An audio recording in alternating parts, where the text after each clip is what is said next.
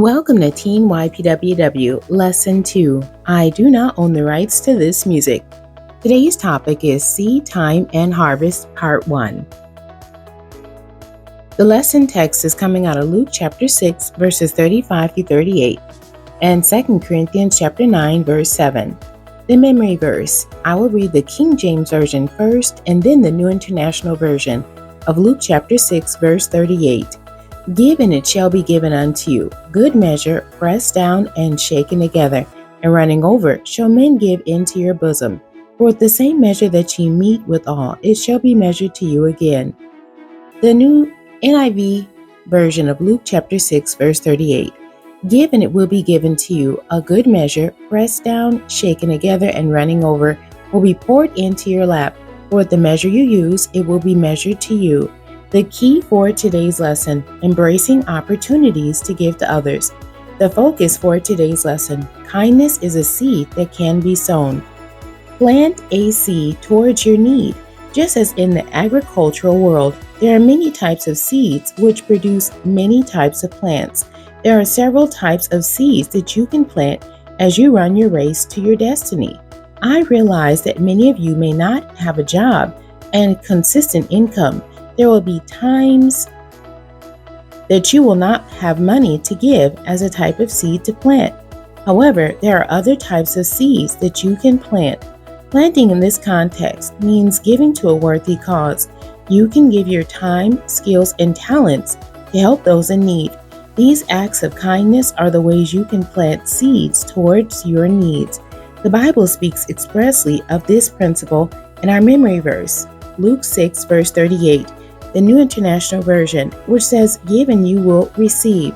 Your gifts will return to you in full, pressed down, shaken together to make room for more, running over and poured into your lap.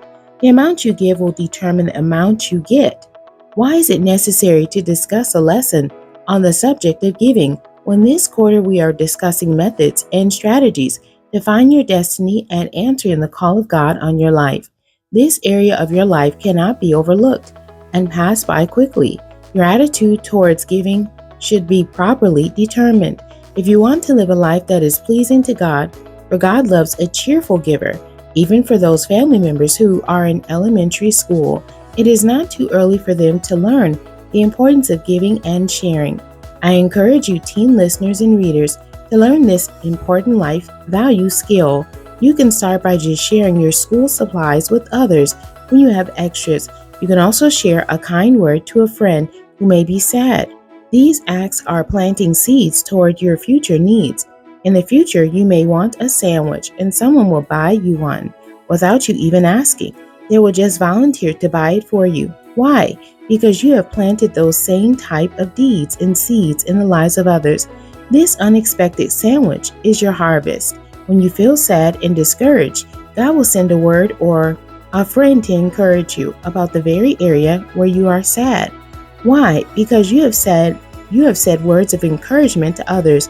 These words of comfort are your harvest. Now, I must caution you concerning the other extreme of this principle. It's called casting pearls. God does not, for the most part, expect us to give all of our things, pearls away. He wants you to take care of yourself first and be willing to share with others when it is possible. Casting pearls is the biblical principle taught in Matthew chapter 7, verse 6. This principle defines when it is not a good time to give to others. When you perceive that they, to whomever you are giving, will not appreciate your sharing, it is not a good time to give or plant the seed. When you perceive that your sharing will be criticized or mocked, it is not a good time to give. Through the years, I have learned how to give without being sad about it. I've also learned not to be sad when I would like to give and don't have anything to give. The knowledge that God will provide all your needs, no matter what, should give you the freedom to plant seeds and share with others without any regrets as the Spirit of the Lord guides you. The questions for today's lesson. Number 1, why is it important for us to discuss principles of giving, teen listeners and readers, when you may not even have a job? Number 2, discuss this biblical truth. God loves a cheerful giver, found in 2 Corinthians 9, verse 7. The end. God bless you and thank you for joining me today.